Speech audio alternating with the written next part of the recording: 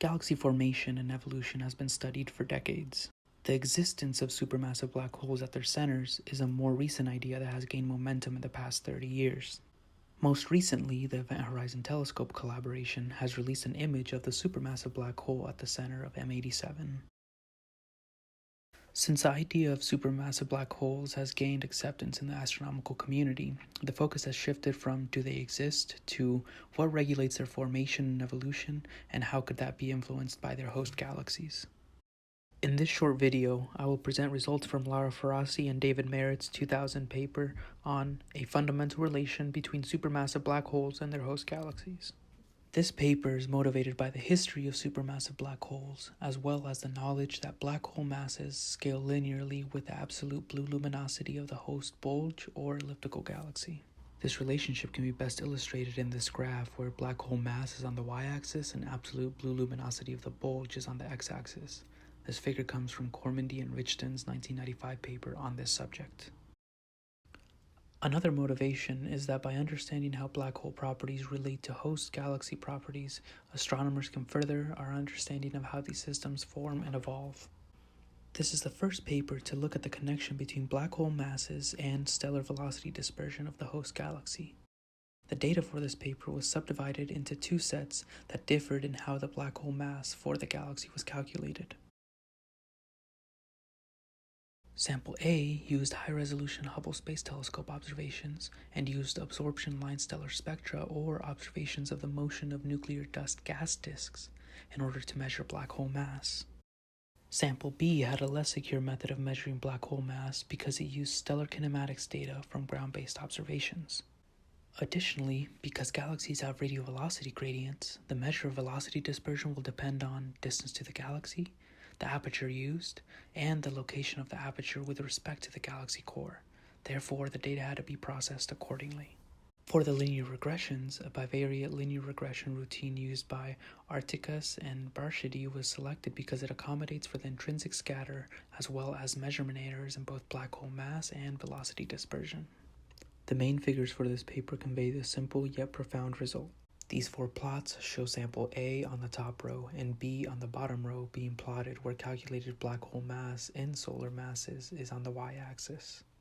The left column plots bulge luminosity on the x-axis, while the right column plots central stellar velocity dispersion in kilometers per second as sigma c on the x-axis.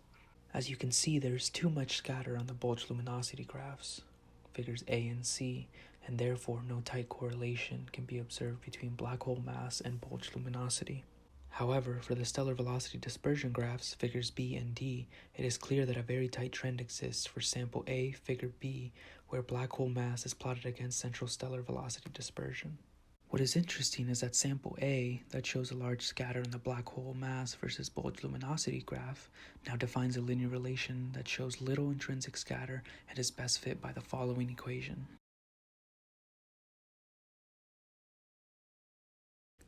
Another interesting question is why the scatter between figure B and figure D is so different if they are plotting the same values, just different samples.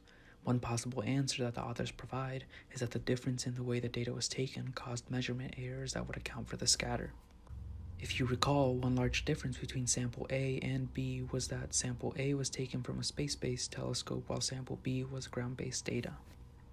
One possible criticism is that the tight correlation that is observed between black hole mass and stellar velocity dispersion is just a reflection of the influence of the black hole on the stellar kinematics of the nucleus. In order to verify that that is not the case, the authors plotted the black hole mass versus both the stellar velocity dispersion and the root mean squared velocity that was measured at 1/4 the effective radius of the galaxy. The fact that both trends share such a similar slope demonstrates that the criticism is not valid, since the root mean squared velocity uses data that is far beyond the sphere of possible influence of the black hole at the center of the galaxy. Looking at the larger picture, what do these results mean? From figure B, we can see that the mass of the black hole can be predicted with an accuracy of 30% or better from just a single low-resolution observation of a galaxy's velocity dispersion, which is a great result for future studies. Additionally, it is possible that the result is shining light on a fundamental connection between black hole mass and bulge mass, where the stellar velocity dispersion is a good predictor of bulge mass. And finally is the possibility that stellar velocity dispersion is a good measure of the depth of the potential well in which the black hole formed, which is very important information for black hole formation and evolution studies. That concludes the short video on Laura Farrar's and David Merritt's 2000 paper on a fundamental relation between supermassive black holes and their host galaxies. I will include links to all the papers and images used in this video below. I would like to acknowledge Professor Hamilton and all of the members of the class on communicating science at Harvey Mudd College for which this video was made, as well as text which will be referenced below this video for helping motivate and guide the concept for this project.